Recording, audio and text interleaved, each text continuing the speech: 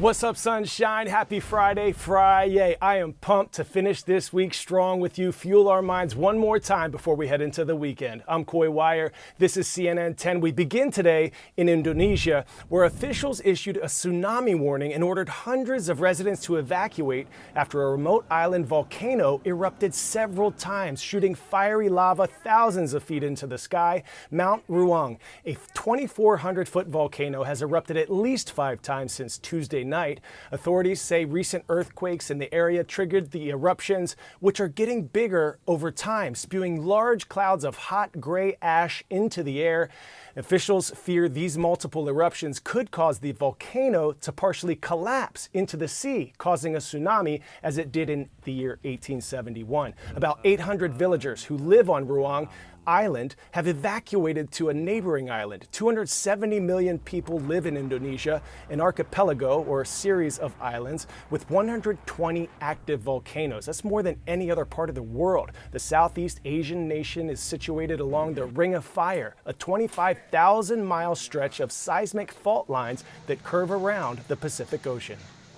Next, we head to Venezuela, where for a brief moment there was a glimmer of hope that the country's authoritarian leader, Nicolas Maduro, would allow free and fair elections to happen in the South American nation. But after signing a pledge in Barbados last year to allow for legitimate elections in his country, Maduro's government has put up roadblocks, halting the march of democracy. Stefano Pazzaban has more on how the United States is responding.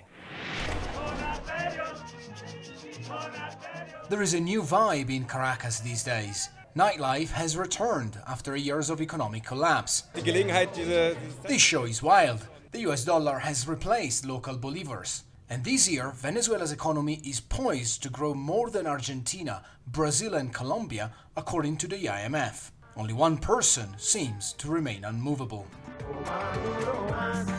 As a new presidential election looms, Nicolas Maduro seems all but assured to cement his position even further.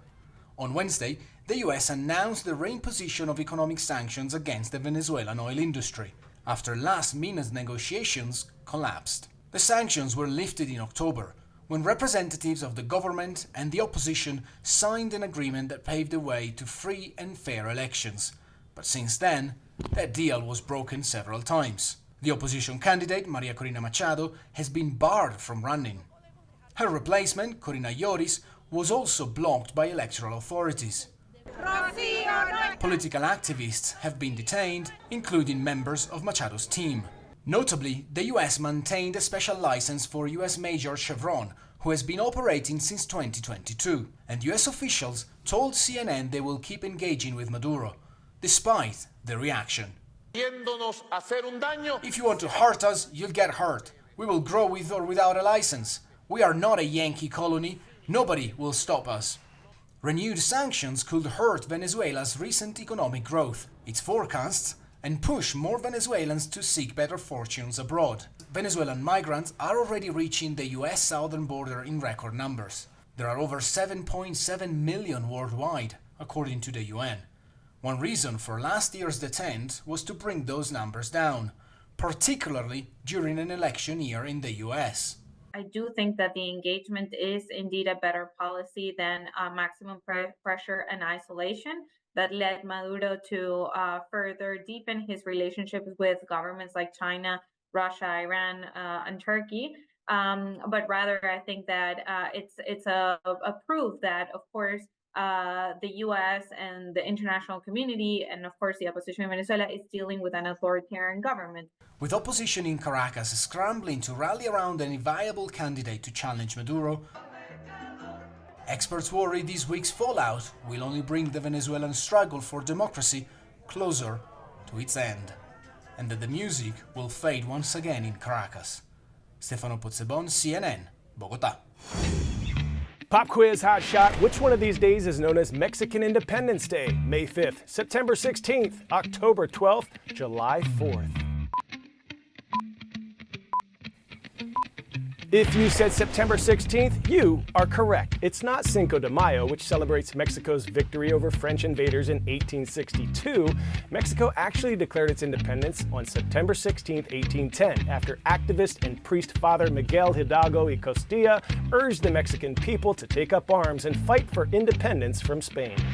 Today in central Mexico, a popular tourist destination, Lake Pátzcuaro, is under threat. Environmental factors and water theft had led to the lake losing half of its volume since officials first noticed and began measuring its decreasing water levels. The local government says it formed a commission to preserve the lake, and so far, that group has stopped the theft of nearly 160,000 gallons of water each day. This video posted to social media shows that much of a popular lake in Mexico has dried up.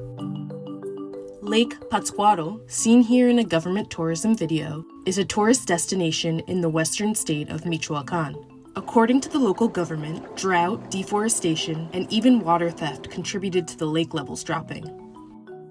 Michoacán has seen extreme drought for more than a year. The lake has lost over 50% of its volume since authorities started keeping track, according to CNN affiliate Televisa. Up next, you might recognize this robot from viral videos jumping from scaffolding and making inverted flips, and now the company that makes it, Boston Dynamics, has some big news to share. Our John Sarlin is on the story. Boston Dynamics is retiring its most famous robot. In its farewell video, Boston Dynamics highlighted some of Atlas's most memorable spills and demonstrated its impressive dexterity. Atlas, the hydraulic humanoid robot that leapt, crawled, and carried, has starred in multiple demonstrations that have been viewed millions of times.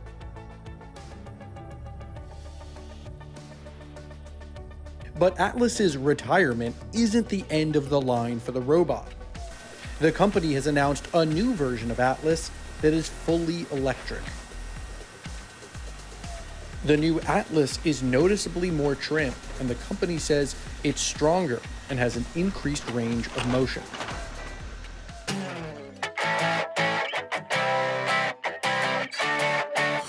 Today's story, getting a 10 out of 10, is coming to us from Butte, Montana, where Viola the elephant has had it with the circus life.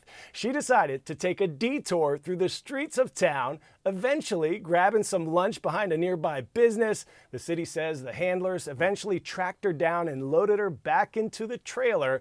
Viola is now back with the circus, and no one was injured. All right, superstars, it is time to show some love. We are giving a shout out today to Mr. Snow's class at Fort Branch Community School in Indiana. It is a great day to be a twig, isn't it? Rise up. And to the Panthers at Payne Junior High School in Queen Creek, Arizona, we see you. Let's close this week out strong. Remember to make someone smile this weekend. You are more powerful than you know. I'm Coy Wire. This is CNN 10. It's been a blessing to spend this week with you.